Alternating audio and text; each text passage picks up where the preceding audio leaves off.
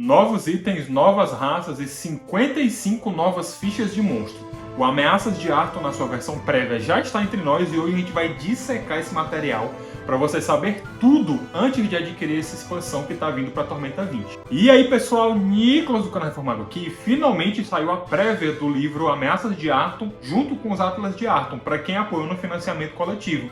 Então esses livros vão funcionar mais ou menos como um suplemento, uma expansão daquilo que vai acontecer com as criaturas de Tormenta 20 e também com o mundo em geral, que vai ganhar novos ares, novas informações para nós jogadores podermos aproveitar mais o cenário. E claro que é importante a gente avisar que esse material se trata de uma versão prévia, então ele está incompleto e as fichas podem ser mudadas até o lançamento da versão final. Então nós vamos analisar de forma bem didática o conteúdo e trazer para vocês 20 coisas mais importantes que você precisa saber desse material antes de você adquirir ou apoiar o financiamento. Lembrando que 20 é um número muito simbólico para o sistema. Se você ficar comigo até o final desse vídeo, eu vou trazer para você mais 4 criaturas que apareceram na Dragão Brasil e que vão estar compondo também esse material novo, beleza? Primeiro, pessoal, quantidade de monstros novos. Nesse material nós temos 60 fichas de monstro. Oxente, como assim 60? Lá no começo tu não falou que eram 55?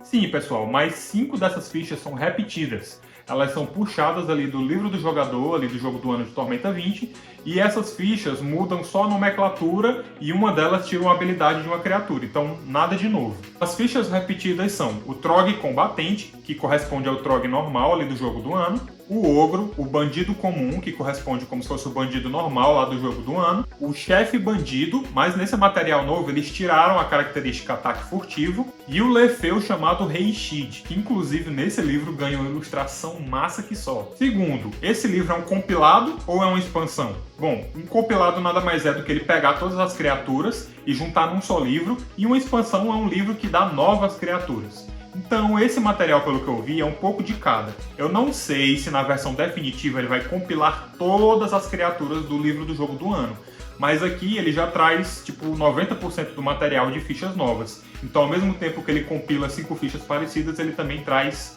mais de 90% do seu material inédito. Então, de certa forma, ele é meio que um compiladinho, mas ele tá mais para uma expansão sim, tá? Então se você que está aí assistindo já sabe se os criadores se manifestaram em algum momento, em alguma live, dizendo que eles vão compilar todas as criaturas lá do livro do jogo do ano, deixa nos comentários, deixa a gente saber aí. Terceiro, pessoal, você não precisa do livro do jogo do ano para saber as regras de monstros. Esse livro já compila todas as informações mais importantes, então ele traz atributos, traz ações, traz pontos de mana, o que o monstro faz ou não faz. Então você não precisa ficar pegando 2 livros de forma meio desajeitada, basta você ter o livro dos monstros ali, versão física, a digital, que ele já dá as regras de como essas criaturas vão agir lá na sua introdução. Então fica bem mais prático você gerenciar os combates tendo um só manual ao invés de 2. 4. As ameaças mais presentes. Pessoal, com a vinda desse material ficou mais do que claro que o grande destaque, o grande brilho, pelo menos dessa versão prévia,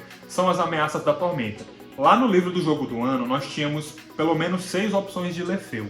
Com o lançamento desse livro, nós temos 23 criaturas da Tormenta a mais para você colocar na sua mesa. No terror dos jogadores, nós temos Lefous, que são fanáticos, nós temos aparições, que são fantasmas da Tormenta, nós temos construtos da Tormenta, mortos-vivos da Tormenta, Lefeus que não são insetoides, né, se manifestam ali com outras formas físicas, e isso nos leva diretamente para o próximo item, que é número 5, o monstro mais forte de Tormenta 20 já lançado até então. No livro base, jogo do ano, quem seguiu reinando com uma criatura mais poderosa do jogo foi o Dragão Rei, que tem ali seu nível de dificuldade 20. Por muito tempo ele era a criatura mais forte. Mas nesse novo material nós somos apresentados a pelo menos 2 criaturas mais poderosas. A primeira delas é o Avatar de Aharadak, que é a forma como o Deus da Tormenta se manifesta no mundo carnal. Então ele também tem nível de dificuldade 20 e tem lá seus atributos, que é literalmente para um chefe de campanha gigantesco para os jogadores enfrentarem. E a segunda ficha, se você não conhece, é do Lorde da Tormenta Gats Valit.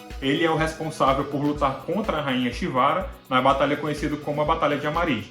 Então ele enfrentou literalmente o exército mais poderoso de Arton e foi vitorioso, esmagando eles completamente. Essa criatura agora está disponível para a gente lutar contra. O livro também, na ficha do Lorde da Tormenta, conta com informações novas sobre os Lefeus de classe Lacael, que é a mais poderosa de todas. E conta que cada Lorde da Tormenta tem as suas especificidades, a sua forma de agir e o seu formato, eles não são uniformes. Sexto, armadilhas vivas. Algumas ameaças que esse livro traz não precisam necessariamente ser fichas ou criaturas com pontos de vida. Armadilhas vivas são as armadilhas melhoradas, que elas podem estar presentes tanto nas áreas da tormenta, como também no ambiente selvagem.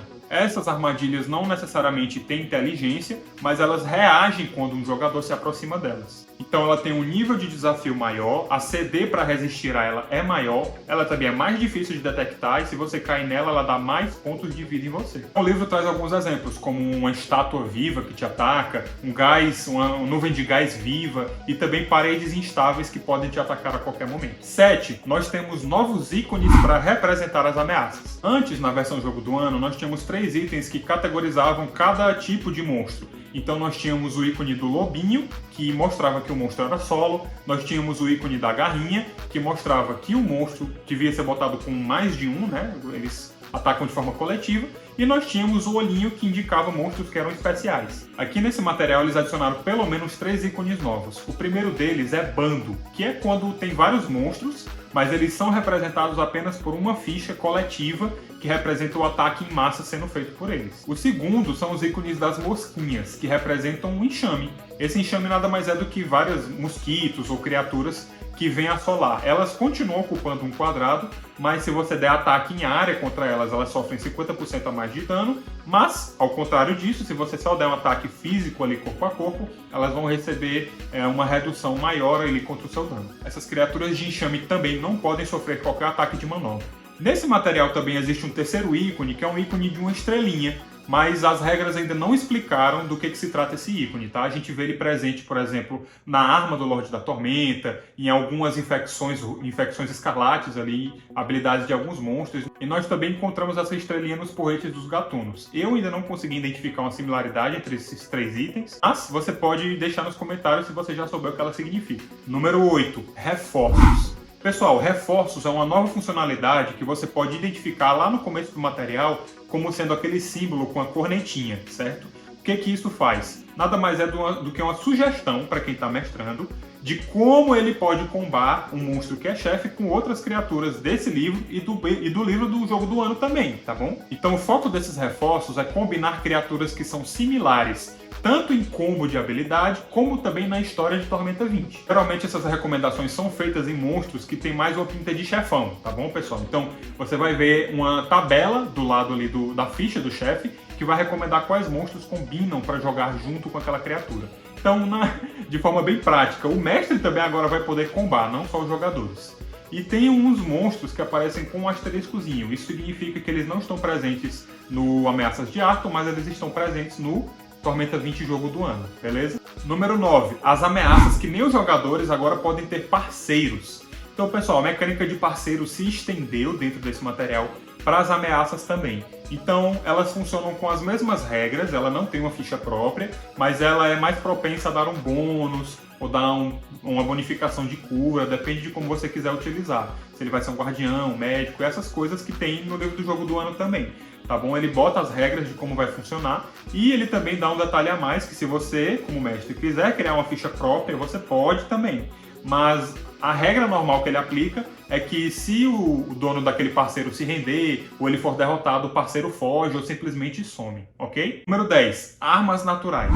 Nesse material novo veio uma tabela junto, pessoal, para orientar que tipo de dano os monstros causam se eles estiverem utilizando as suas armas naturais. Que é muito comum a gente ver em monstro garra, casco, rabada ou caudada, tanto faz. Agora eles categorizaram nessa tabela que tipo de dano esses ataques vão dar. E é muito interessante, porque dá uma liberdade maior e tira qualquer dúvida que os mestres podem ter quando ele faz um monstro, sei lá, com um tentáculo, por exemplo. Agora ele sabe especificamente que tipo de dano essa criatura dá e ele não precisa ficar especulando com os jogadores. Então um recurso aí para quem gosta mais de criar suas ameaças próprias. Número 11, pessoal, danificando itens. A mecânica de danificar é uma mecânica nova apresentada nesse Ameaças de Arthur e ele faz com que o item seja enfraquecido e eventualmente ele venha a se quebrar. Muito parecida com Quebrando Objetos, lá do jogo do ano, mas enquanto quebrar objetos faz com que o objeto vá até 0 de pontos de vida, o danificando objetos vai diminuindo a, vamos dizer assim, utilidade do item, até que eventualmente ele se quebre. Então a lógica aqui é nerfar tanto armaduras e escudos como armas também. Então se uma arma é danificada, ela vai causar menos dano. E se um escudo ou armadura é danificado, ele vai dar menos defesa. A gente não encontrou até agora uma explicação de quanto dano a menos as armas vão dar, mas no livro já temos exemplos de escudos e armaduras, eles vão dar -1 na defesa. Lembrando que um item danificado ele sempre pode ser consertado com o ofício de armeiro. Então, como é que o danificar itens quebra esses itens definitivamente? Bom, é muito simples. Então se você usa uma espada longa, por exemplo, ela dá 1d8 de dano, então ele tem que ficar -8 negativo para o item poder quebrar de vez. E se uma armadura dá um bônus de +2 de defesa, por exemplo, se ela ficar com -2 de danificação, ela acaba se quebrando. Presta atenção, itens danificados podem ser consertados, ainda tem jeito. Mas quando esses itens se quebram de vez, não tem mais jeito, foram perdidos para sempre. Ok? Número 12. Habilidades de criaturas. Nós tínhamos essa categoria de habilidades, mas ela estava lá no livro do jogo do ano, jogada, lá naquele capítulo de como jogar, né? No jogando, entre aspas. E ali você encontrava as habilidades dos monstros. Aqui não. Nesse novo material eles compilaram os poderes que cada criatura pode ter, como cura acelerada, agarrar aprimorado. Eles estão todos na seção, bem explicadinhos. E além disso, estão mais organizados para você saber quais poderes as criaturas têm acesso. Além do que, eles funcionam como se fosse uma espécie de poderes gerais, só que para as ameaças, entendeu? Então fica muito mais simples, muito mais fácil do mestre manusear esse livro e saber quais habilidades bem explicadas vão estar em relação às criaturas. Número 13. Melhores descrições. Pessoal, se você olhar os tipos de monstro, né, as categorias de monstro que estão lá no livro do jogo do ano, os caras botam um parágrafo. Então tá uma coisa assim, completamente jogada. Aqui não. Quando se fala em relação a criaturas do tipo monstro, criaturas construtos, criaturas mortos-vivos, agora eles ganharam um parágrafo inteiro cheio de informações e a descrição melhorou bastante. Então, para o mestre se situar melhor onde ele deve colocar cada criatura, esses textos são muito legais, é uma mão na roda e são um artifício até mais organizado para você poder categorizar os monstros que estão presentes no livro. Então, antes nós tínhamos uma ideia mais geral, agora nós temos umas ideias mais concretas, e isso é legal. 12. Categorias de inimigos. Esse material, pessoal, traz pelo menos 4 categorias novas de como eles encaixam as ameaças que são trazidas nesse manual prévio, tá? A primeira categoria são criaturas da área da tormenta, que elas literalmente estão dentro daquela região vermelha que os jogadores mais avançados podem explorar. Então, entre essas criaturas se dividem construtos da tormenta, aparições da tormenta, mortos-vivos da tormenta, lefeus, todos os lefeus que são diferentes de insetoides e também os insetoides. Então todos eles estão categorizados aqui em área da tormenta. Segunda categoria são os brutos e indomáveis. Dentro dessa categoria são todos os monstros selvagens aí, como orcs, como Tabrashi, que é a criatura dos povos sapos introduzidas nesse livro. Os trogs também se encaixam nos brutos. Então a gente encontra criaturas que são mais truculentas e que geralmente se formam em bandos. A terceira categoria são capangas e bandoleiros, que são criaturas ali que entram e incitam a criminalidade. Então você vai encontrar dentro de capangas e bandoleiros os chefes de quadrilha, capanga, bandido, até o jagunço, meu amigo, você encontra nesse livro. Você também vai encontrar os clérigos de Hinin, certo? O deus da enganação, presentes aqui nessa categoria, e no finalzinho dela você encontra um duplo, que nada mais é do que um doppelganger. A quarta e última categoria é o culto de Aharadak. Então são criaturas que são fanáticas, eles não necessariamente estão nas áreas da tormenta, mas eles instituem os templos de Aharadak, que nós vamos ver um pouquinho mais na frente agora, e essas criaturas adoram a esse deus da tormenta, e apesar deles estarem prestando esse culto, eles ainda são muito raros em Arthur, porque são muito mal vistos. Mas dentro dessas criaturas você vai encontrar cultista fanático, pessoas que se fundiram a alguma espécie de simbionte. Então qualquer pessoa que devote a esse deus da tormenta vai estar incluído nessa categoria também. Eu achei as ameaças da área da tormenta e do culto Aharadak um pouco parecidas. Então vai caber você ali na prática a diferenciar, dependendo do local onde seus jogadores estiverem. 15, pessoal. No bolso dói mais. Esse é o nome de uma habilidade que foi entregue a algumas ameaças que apareceram nesse manual, que em vez delas atacarem os teus pontos de vida, elas vão atacar diretamente os teus tíbares, dentro do teu bolso. Então, essa habilidade é dada especialmente aos clérigos de Hinin, certo? Como eu falei, o deus da enganação. Então, no momento em que elas te dão um dano, cada ponto de dano vai representar um Tiba. Então, quanto mais elas te baterem, mais elas vão te roubar. E pior, pessoal, existe 50% de chance de que mesmo você matando esse desgraçado, ele soma com o teu dinheiro de forma definitiva. E aí o livro fala que é uma conveniência do deus da trapaça. 16. Nova variante para a raça dos Trogs. Então agora nós somos apresentados ao Trog anão, claramente inspirado ali no Torque do Holy Avenger, né? Então eles vão ter todas as características que um Trog geralmente tem, mas eles vão ser truculentos que nem os anões. Então eles não vão sofrer a redução de deslocamento por estarem usando armaduras pesadas, mas eles vão andar um pouquinho menos do que um Trog convencional. Então, nesse caso dessa variante, ele vai substituir a habilidade reptiliano. Isso é uma coisa boa, porque o reptiliano te estimulava a ficar sem armaduras. E agora não, você vai poder utilizar armaduras pesadas, e apesar do seu deslocamento ser menor, você vai utilizar armaduras mais potentes para se defender mais. 17. Novas raças. Eu sei que isso é o que muita gente está esperando, então nós temos nesse manual 4 raças novas, certo? Nós temos meio orc, um tabrashi, que é a raça dos sapos, e nós temos o ogro. Lá no livro do jogo do ano nós já tínhamos 17 raças disponíveis para jogar, com essas 4 que são adicionadas canonicamente, agora nós temos 21 raças em Tormenta 20. O meio orc, pessoal, a grande vantagem dessa raça é que ele é uma classe voltada mais para força. Ele tem vantagens para fazer testes ali, alguns testes específicos dentro de cavernas. Ele também tem mais pontos para poder dar intimidação. E além disso, tem uma distribuição de pontos bem mais versátil. Só que essa versatilidade não pode ser utilizada em carisma. E essa é a desvantagem dele. O orc, pessoal, é uma classe muito boa, também focada em força. Inclusive, a força dele é somada nos seus pontos de vida. Ele também, toda vez que ele recebe um ataque, tem um bônus de mais 2 para atacar no próximo turno dele. Ele tem também os testes de vantagem quando está dentro da caverna, né? Testes específicos. E a desvantagem dele é que quando ele sai no sol, né, sai de uma região escura, ele fica ofuscado. Temos o Tabrashi, que é a raça de sapos humanoides, tá? Eu pensei que o atributo principal dessa raça ia ser destreza, eles iam ser ágeis, mas não. É constituição, por incrível que pareça. Então eles têm muitas vantagens, eles têm um deslocamento de nado igual ao seu deslocamento terrestre, eles podem também atacar com a língua se gastarem um PM a mais, e esse ataque com língua tem mais 2 para desarmar e derrubar inimigos. Ele tem mais 10 para testes de atletismo voltados ali para saltos, né, para pulos enormes, e isso é muito legal porque dá uma interação muito boa com personagens que voam, por exemplo. E a desvantagem, como todas as outras criaturas, é que ele tem um carisma um pouco mais baixo também. Por último, nós temos os ogros, que são raças mais voltadas para força também, né? Apesar deles serem raças de tamanho grande, isso não influencia no deslocamento, eles continuam se movendo por 9 metros. Ele também pode gastar um PM para quando ele der um dano e acertar, ele somar mais um dado do mesmo tipo de dano. As desvantagens dele é que ele tem uma inteligência e carisma baixos, e ele sofre menos 5 em testes de intuição e também de vontade. Isso torna ele uma raça muito suscetível a sofrer encantamentos de feitiço, a ser controlado, e isso, inclusive, dependendo do evento que acontecer com ele, pode fazer com que ele seja mais fácil de sofrer danos. Agora, minha opinião pessoal, eu acho que nesse material prévio foram lançadas muitas raças voltadas para força, então eu espero que os criadores façam justiça aos conjuradores e também, eventualmente, às classes que focam mais em destreza, e espero que tenham mais opções de raça disponíveis nesse molde até o final do lançamento. 18, pessoal, Templos de Haradak.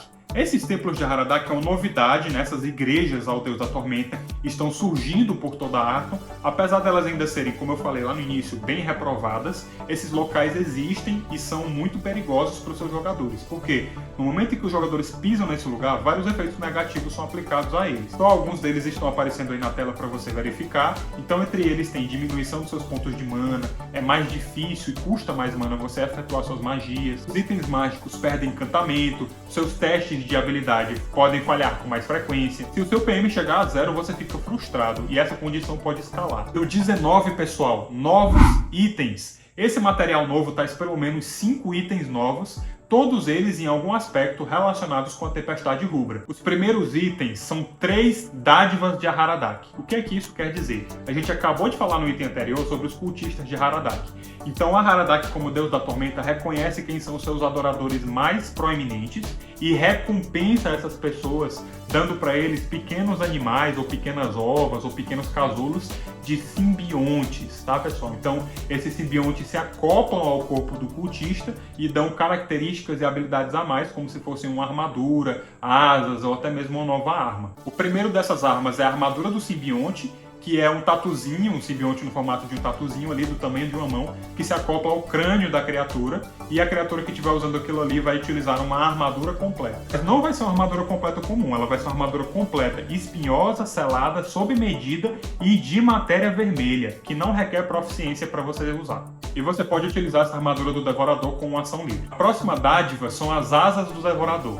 Então é como se ele fosse uma concha com diversas patinhas externas ali e com os olhos bem fixos que se acoplam às costas de quem está usando aquilo ali. E a descrição do livro lembra até um certo Pokémon que nós conhecemos. Então, quando ela se acopla às costas do seu hospedeiro, ele pode utilizar uma quantidade de 2 PMs para fazer com que asas brotem das suas costas e ele vai ganhar um deslocamento de voo semelhante ao seu deslocamento terrestre. Como última dádiva de Harada, nós temos o Flagelo do Devorador, que nada mais é do que um simbionte em formato de escorpião que se acopla ao braço de quem está utilizando. Esse braço vai agora funcionar como se fosse um escudo de matéria vermelha e ele pode utilizar 2 PM para fazer com que o raio seja atirado de lá, causando 2d6 de dano também. Lembrando que uma vez que qualquer um desses simbiontes for introduzido numa criatura, não existem meios conhecidos em Arton para ele ser removido, então ele vai ficar e morrer com quem está usando ele. O próximo item é a Semente Carmesim. Ela nada mais é do que o fruto de uma criatura derrotada ali da Tormenta, que se chama Senhor do Gigante Rubro de forma final. E afinal, o que essa semente carmesim faz? Além dela ser um item extremamente raro, ela se trata de um alimento mágico. Então, quando você consome aquela semente, ela te dá 10d8 mais 10 de pontos de vida. Além dela curar várias condições debilitantes que você pode ter, mas, em contrapartida, ela te deixa debilitado por um turno. O último item que esse manual traz nessa versão prévia é o Rompedor da Realidade. O que é isso? É um machado, pessoal, mas não é qualquer machado. É um machado pertencente a Gats Valit, o Lorde da Tormenta. Ele é um poderoso item mágico que dropa como resultado de você derrotar esse Lorde da Tormenta. Ele causa 3d12 de dano e mais 2d8 se a criatura que está sofrendo não for um Lefeu. Fora isso, ele tem um multiplicador de crítico em 3 vezes. Número 20, pessoal, vou trazer para vocês mais monstros da Dragão Brasil. Na revista Dragão Brasil número 189, os criadores deram uma prévia de algumas criaturas que iam estar presentes dentro desse manual. E aí eles trouxeram algumas criaturas que não estão nessa versão prévia aqui. Então são mais monstros que você pode aproveitar para sua aventura, tá bom? Lembrando que essa é uma versão meio que temporária, então eu não sei se as fichas vão permanecer igual está na Dragão Brasil. Mas eu vou trazer todos eles para você de forma bem resumida. A primeira dessas criaturas é o Elemental Corrompido. É um verme gigantesco de tamanho colossal, lembra até aquele verme gigante de Dark Souls 3, e ele cospe ácido em você, recupera pontos de vida se estiver perto de um corpo de água, ele espalha uma nuvem tóxica quando é atacado, uma criatura realmente do inferno. A segunda dessas criaturas é o Gnoll Vurak, também nível de desafio 16, e ele se assemelha muito ao Demogorgon, né? É um Gnoll mutante de 3 cabeças, mas diferente do Demogorgon, ele não é um babuíno e nem tem tentáculo nos braços, mas ele é muito apelão porque efetua pelo menos 5 ataques por ter múltiplos braços. Fora isso, o ataque dele pode ser tão poderoso que te empurra para a distância também. A próxima criatura é o Soldado Mecânico, que parece muito com aquele construto lá de Skyrim quando você entra na ruína dos anões. E o ataque dele justamente é um sopro de vapor quente em área,